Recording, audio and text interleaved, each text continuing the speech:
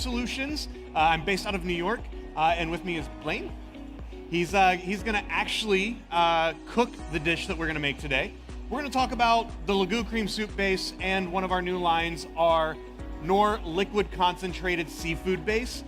So the one SKU to rule them all is gonna be the Lagoon cream soup base. Think of this as bechamel in a bag.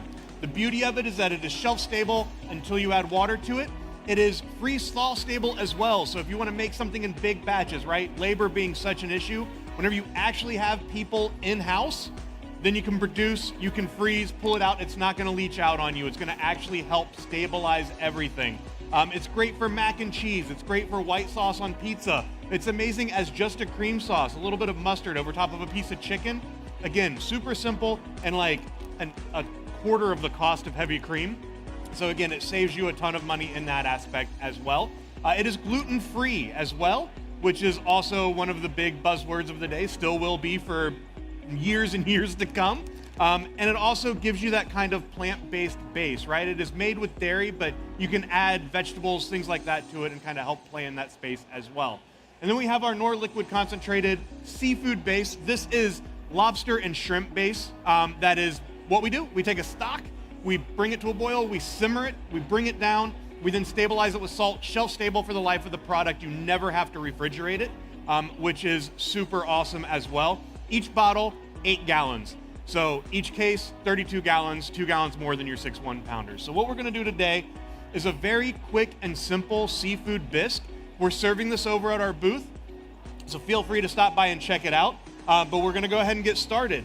We're gonna take some cold water and we're gonna add our powder to it as well. This is a cold swell product, so it will actually thicken in cold water, which again means that you won't have to break that cold chain, right? So if you wanna make this, literally you can make this whole soup cold, mix it all together, and then heat it up in the microwave if you want, which is really awesome. We do have a chain in the South that does that right now. They make a seafood bisque, they then heat it in the microwave before they send it out. And it means that they don't have to worry about their staff not cooling it down correctly. They don't have to worry about there being any issues with consistency, things along that line. It's literally like cup, cup, cup, done, you're ready to go. So as this starts to thicken, it will basically come to the exact consistency. You can dump the whole thing in there, yeah. The beauty of it is that it emulsifies extremely well. And then it just has to come up to 165 degrees at some point in the life of the product. Not really for a food safety issue per se, it's just a starch hydration thing, just making sure that those starches are completely hydrated as they're heated up. So it's already starting to thick. We're thick in, and it literally, we could build it right now and be ready to rock and roll. So what we're gonna do now is we're gonna turn on the burner. We're just gonna bring it up to a quick simmer, and we are then going to add some of our liquid concentrated base. And again, the cool thing about this is that it's liquid. It smells like that great lobster funk if you're making that lobster stock, those beautiful lobster bodies. It has that amazing, amazing scent to it. And then what we're gonna do is we're just gonna add it right in. So we're gonna add a tablespoon. You can see how it's just liquid, goes right in, emulsifies instantly. I didn't have to bring this up to a boil. I didn't have to smash the paste into it, nothing. It instantly now tastes like lobster, which is really awesome. What I've also done with this, as you can see on the counter up here, is we made a lobster mac and cheese. I also made a lobster roll, like a Connecticut style lobster roll. And in doing so, what I did is I took frozen lobster, and what ends up happening inevitably with frozen lobster is that as it starts to thaw out, it loses a lot of that flavor, right? Kind of just becomes a little chewy mess, for lack of a better term. So utilizing the frozen lobster, I was then able to take and add this to it with the butter, and then add that kind of lobster flavor back to it, right? You can also use it for like salad shrimp, things along that line, to just kind of help wake up that flavor a little bit as you're doing your rolls, your salads, cooking your shrimp in this as well will again help enhance that flavor profile that you're looking for. So as this comes up to a simmer, the next thing that we are going to end up doing is we're just going to add some potatoes. So this is literally the O'Brien, like Ore-Ida potato frozen thing. The reason being is, again, what is the biggest issue? Labor, right? You can't find people. Like I work in not marketing, manufacturing and marketing kind of. And we can't find people. and it's across the board, it's across the world as well.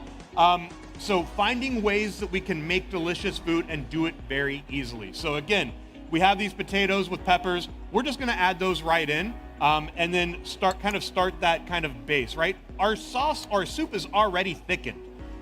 It already has the starch in it, so we don't have to worry about utilizing those potatoes to actually thicken the soup itself.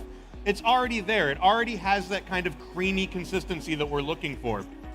And then here I have a little bit of salad shrimp and a little bit more of that frozen lobster, right? So that's just gonna go right into this as well. We're just gonna use that. And then we're gonna save a little bit for the top of it. But again, that's the beauty of this. Like, that's literally, as soon as it comes up to a simmer, it's done. Like, I didn't have to, I could easily add cool new things to it if I wanted, but there's no need. It tastes absolutely delicious. You can easily taste it over at our booth.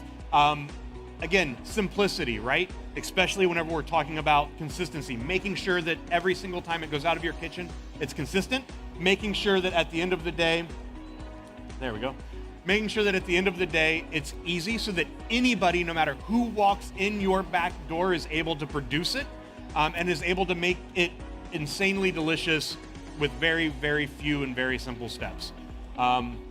So yeah, I mean, we only took 8 minutes, so, which is like lightning fast. You know what? Does anybody have any questions about the product that I can answer for you without you having to walk to my booth to ask Joe, who's sitting there patiently waiting for people to stop by? No? 100%. It emulsifies. This is actually, so this is a lobster mac and cheese that I did up here. We have a little bit of it at the booth as well. And again, the cool thing about it is that you can put shredded cheddar, you can put American Velveeta. I've done Gruyere, I've done Parmesan. You can do Fontina, mozzarella, all of it, and it stabilizes it completely, which is amazing.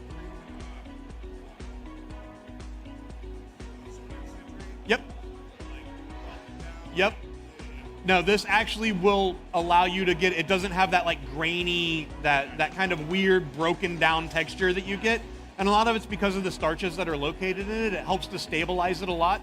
And it gives you that, again, that super smooth consistency. You can then take it, pop it in the freezer, pull it out. It's not gonna leach out on you. The worst thing with mac and cheese, right, is you put your fork in the noodle and the noodle comes and the cheese is still sitting at the bottom of the bowl. Yes. It's like every single barbecue joint you go to, like the barbecue is absolutely amazing, and then the mac and cheese, you're like, oh man, what happened? So, but yeah, it'll help to give you that consistency. It'll also help to give you the stability that you need to be able to add things to it. You can also make this with milk if you want, like if you kind of want to bump the dairy flavor up even more. But it's not a huge, it doesn't need it. It has all of that flavor in there, so it's not necessarily something that you have to do. Yeah, it's a great product. It's a lot of fun to mess around with. And again, it gives you that consistency to do cheese sauce, beer cheese soup, white sauces, Alfredos. I've braised in it as well and shredded it like a cacio e pepe braised chicken. Again, it's super versatile and it's really inexpensive. This makes 1.4 gallons. Yeah. So, but awesome. Yeah, so now you can just pour it into the bowl. And again, you can also add less water to make it thicker. You can add more water to make it thinner. And it doesn't affect the stability, which again is another beautiful thing about it. So, awesome. Perfect.